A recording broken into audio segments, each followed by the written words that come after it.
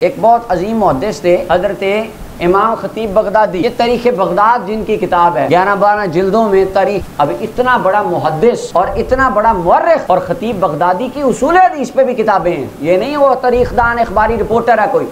اصول حدیث کے اوپر خطیب بغدادی کی الکفایہ ہے.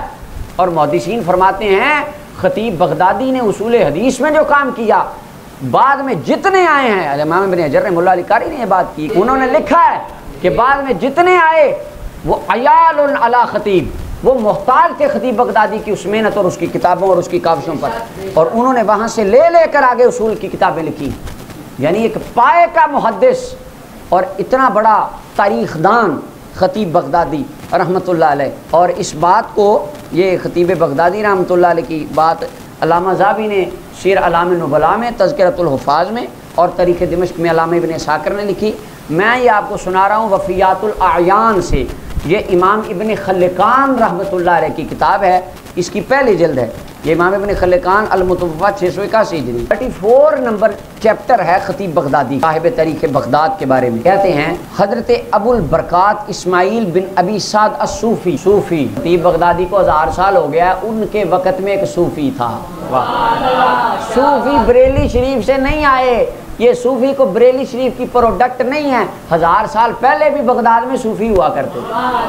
ہمارے دوست کہتے ہیں یہ تصور، یہ تو بریلی شریف سے آیا عقیدہ، یہ بریلی سے، یہ بغداد کی بات کر رہا ہوں. صوفی فرماتے ہیں کہ حضرت ابو بکر ابن زہرا الصوفی، بیان کرنے والا بھی صوفی، جس کی بات ہو رہی وہ بھی صوفی، آگے جس کے مزار کی بات آ رہی وہ بھی صوفی، صوفیوں کی بات ہے. وہ فرماتے ابو بکر بن زہرا صوفی اللہ کے نیک بندے تھے. کان قد اعد لنفسه قبرا الى جانب قبر بشر الحافی. انہوں نے نا حضرت بشر حافی رحمۃ اللہ علیہ، کتنے بڑے اللہ کے ولی ہیں، ان کی ولایت کو سارے مانتے ہیں کہ اللہ تعالیٰ نے کہاں سے ان کو اٹھا کے کہاں پہنچا دیا. اور بشر حافی، حافی کا معنی ننگے پاؤں. تو یہ ابھی کل بھی ان کو بات ہو رہی تھی کہ بشر حافی ان کو ننگے پاؤں اس لیے کہتے تھے کہ جب یہ شراب خانے سے نکلے اور توبہ کرنے کے لیے گئے تو ننگے پاؤں دوڑ لگائی تھی، ساری زندگی جوتا نہیں پہنا. کہتے ہوتے تھے کہ جب اللہ سے ملاقات کی تھی تو میں ننگے پاؤں تھا، اب بس ساری زندگی ننگے پاؤں رہوں گا. اور تاریخ میں یہ بھی آتا ہے کہ بشر حافی ننگے پاؤں بغداد کی گلیوں میں گھوما کرتے تھے. بغداد کی سڑکوں پہ جانور پیشاب نہیں کیا کرتے. اتنا اللہ تعالیٰ کی بارگاہ میں ان کی عظمت اور ان کی شان تھی، اللہ کو اتنا پیار تھا ان سے. اور بشر حافی کی قبر کے پاس شیخ نے ابو بکر بن زہرا نے اپنی قبر کھدوا لی، پہلے ہی بنوا لی. اور فقہ کا مسئلہ ہے کہ یہ جائز ہے. اور آپ ہر ہفتے میں ایک بار اپنی اس قبر کے پاس جاتے اور اس کے اندر اترتے. وَيَقْرَأُ فِيهِ الْقُرْآنَ كُلَّهُ، اور پورا قرآن اپنی قبر میں بیٹھ کے پڑھتے، ایک قرآن پورا اپنی قبر کے اندر اتر کے پڑھتے. فَلَمَّا مَاتَ أَبُو بَكْرٍ الْخَطِيب، جب خطیب بغدادی کا وصال ہو گیا، وَكَانَ قَدْ أَوْصَىٰ أَن يُدْفَنَ إِلَىٰ جَانِبِ قَبْرِ بِشْرٍ، حضرت خطیب بغدادی محدث کبیر نے وصیت کی تھی، لکھوایا تھا جب میں فوت ہو جاؤں مجھے بھی اللہ کے ولی کے ساتھ ہی دفن کرنا. اب آج ہمارے دوست ہوتے تو یہ خطیب بغدادی کو بھی سمجھاتے اور ان کو تبلیغ کرتے کہ نہیں نہیں اتنے دفن ہوا کھ نہیں لبنا تانوں. لیکن خطیب بغدادی کے دور میں اتنے سیانے بندے نہیں تھے جتنے ہمارے دور میں. مسئلہ یہ ہے. تو آپ نے وصیت کہی کہ میں فوت ہو جاؤں، یہ نہیں کہا کہ مجھے بڑا ناز ہے، میں نے بڑی کتابیں لکھی ہیں، میں نے حدیث پہ بڑا کام کیا، میری تو شان ہی نرالی. فرمایا نہیں، اللہ کے ولی کے پاس دفن کرنا، اس کی قبر کے قرب کی برکت سے اللہ خطیب کی قبر پہ بھی رحمتوں کی چھاؤں فرمایا. یہ عقیدہ تھا، یہ آئیڈیالوجی تھی ان کی. آپ نے وصیت فرمائی تھی. اچھا جب آپ فوت ہو گئے، جاء اصحاب الحدیث الی ابی بکر بن زہرا، محدثین کٹھے ہو گئے. محدثین کٹھے ہو کے صوفی کے پاس آئے. ابو بکر بن زہرا صوفی، وہ جنہوں نے قبر کھدوائی ہوئی تھی، ان کو آ کے کہتے ہیں جناب ہمارا استاد تھے، ہمارے شیخ تھے، پیر صاحب تھے خطیب بغدادی، استاد صاحب فوت ہو گئے ہیں تو آپ مہربانی کریں. ان کی بھی وصیت تھی کہ میری قبر بشر حافی کے پاس بنائی جائے. آپ نے آلریڈی بنائی ہوئی ہے، جگہ کم ہے، تو آپ اپنی قبر ہمارے استادوں کو دے دیں، جس میں آپ روزانہ قرآن ہفتے میں ایک بار پڑھتے ہیں، وہ قبر ہمارے استاد صاحب کو دے دیں. فامتنع من ذلك امتناعا شدیدا، انہوں نے کہا چلو خبردار کو آیا میری قبر لینے، وہ قبر میں نے اپنے لیے بنائی ہے، اتنے قرآن پڑھے میں نے اس میں بیٹھ کے، اللہ کے ولی کا قرب، اب میں کیوں دوں تمہارے استاد کو؟ نہیں، بل ایسا نہیں ہوگا، میں نے وہ جگہ ایسی قد اعدتہ لنفسی منذ سنین، کتنے سال ہو گئے ہیں کھدوائی ہوئی، میں قرآن پڑھتا ہوں ہر ہفتے جا کے، اب تم کہتے ہو ہمارے استادوں کو دے دو۔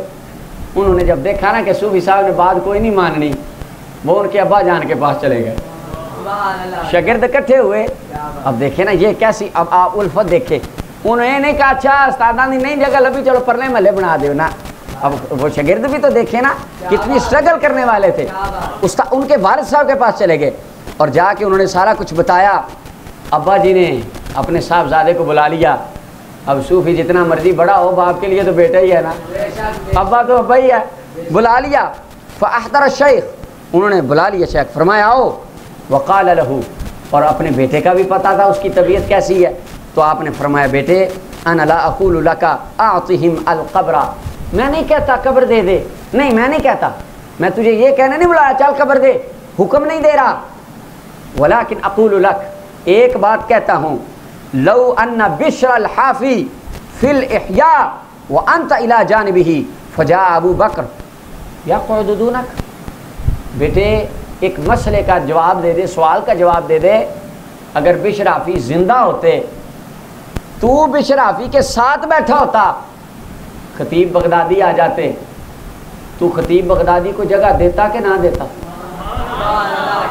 اگر ان کی اب بات بشر حافی کی، اللہ اکبر، ولی اللہ کی، اگر زندہ ہوتے ساتھ تو بیٹھا ہوتا، خطیب بغدادی کتنے بڑے عالم ہیں، وہ آ جاتے تو اٹھ کے خطیب بغدادی کو جگہ دیتا کہ ساتھ تو بیٹھا رہتا؟ تو وہ آگے سے کہنے لگے کہ ابا جی نہیں بالکل ایسا نہیں ہے، قال لا بل كنت اقوم واجلسه في مکانی، میں اٹھ جاتا اور خطیب بغدادی کو اپنی جگہ پہ بٹھاتا، اگرچہ میں نیک ہوں پر وہ عالم دین بہت بڑا ہے، اور بشر حافی بھی اس بات کو پسند کرتے، عالم کو میرے پاس بٹھاؤ۔ تو ابا جان فرمانے لگے بیٹا ہاکذا ینبغی ان یکون الساعۃ، اب یہ بھی گھڑی ایسی ہے، سمجھ، خطیب بشر حافی بیٹھے ہوئے ہیں، ساتھ تیری جگہ ہے، اب خطیب بغدادی آ گیا، چل اٹھ اور اس کو جگہ دے دے، ان کو ساتھ آ لینے دے۔ تو انہوں نے پھر کہا فاذن لهم، انہوں نے کہا بھائی جاؤ میری طرف سے اجازت ہے، اب مسئلہ ہی بڑا، منطق کی بڑی اچھی آپ نے سنا دی ہے، اب میں اس کے اپنا رد نہیں کر سکتا، تو اجازت دے دی۔ خطیب بغدادی بہت بڑے محدث اور اتنے بڑے عالم اور اتنے بڑے تاریخ دان، ان کی وصیت کے مطابق ان کو اللہ کے ولی کے ساتھ دفن کیا گیا۔ کیوں؟ ان کا عقیدہ تھا اللہ والوں کے پاس دفن ہونے سے اللہ کی رحمتوں کی برسات مل جاتی ہے۔